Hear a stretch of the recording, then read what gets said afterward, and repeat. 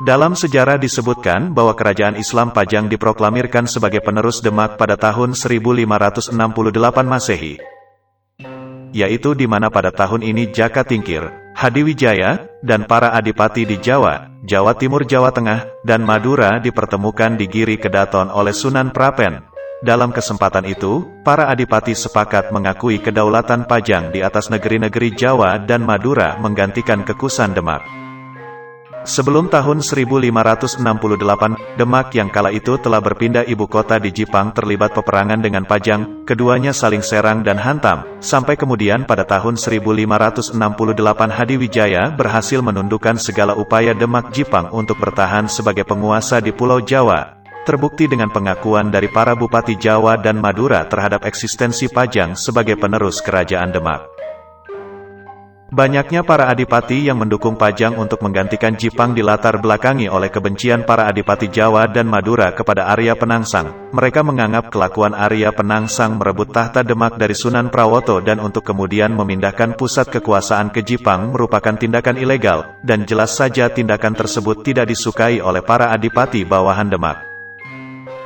Pada tahun 1568 awal, Kerajaan Cirebon sebenarnya masih diperintah oleh Sunan Gunung Jati, meskipun pada prakteknya roda pemerintahan diserahkan kepada menantunya Fathahilah. Pada masa ini rupanya salah satu panglima perang Cirebon tidak menyukai tindakan Pajang yang meruntuhkan Kerajaan Demak. Oleh sebab itulah panglima perang Kerajaan Cirebon, yang kala itu dijabat oleh Arya Kuningan meminta izin kepada Sunan Gunung Jati untuk menyerang Pajang.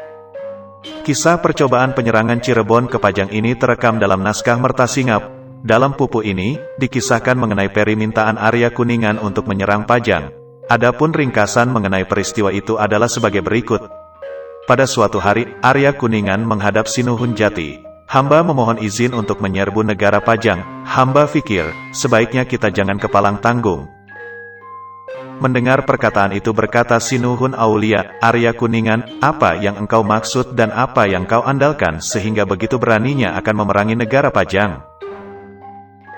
Segera Arya Kuningan mengambil gabuh yang telah disirami minyak bertuahnya dan kemudian disebarkannya ke lapangan. Gabuh itu pun berubah menjadi bala tentara dan memenuhi lapangan, lengkap dengan persenjataannya. Melihat itu Sunan Gunung Jati tersenyum dan berkata, jadi itulah rupanya yang kau andalkan. Janganlah engkau mengandalkan hal-hal yang seperti itu, karena di sana banyak wali, pasti prajurit ciptaanmu itu akan lebur kembali, lihatlah apa yang kulakukan. Begitulah Sinuhun Jati kemudian membaca doa tolak bala hingga ayat wal munkar. Selesai membaca doa, tiba-tiba bala tentara ciptaan Arya Kuningan itu kemudian kembali menjadi gabuh. Melihat hal seperti itu Arya Kuningan luluh hatinya, sekaligus terkejut. Ia kemudian bertobat dan menuruti nasihat Sunan Gunung Jati agar jangan menyerang Pajang.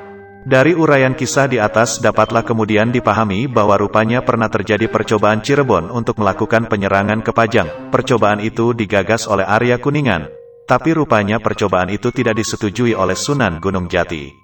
Hubungan Cirebon dan Pajang kemudian membaik setelah Hadiwijaya selaku raja kepertama kerajaan Pajang menjodohkan puterinya dengan Pangeran Agung, cicit Sunan Gunung Jati. Kelak di kemudian hari Pangeran Agung ini kemudian menjadi Sultan Cirebon kedua, menggantikan buyutnya Sunan Gunung Jati.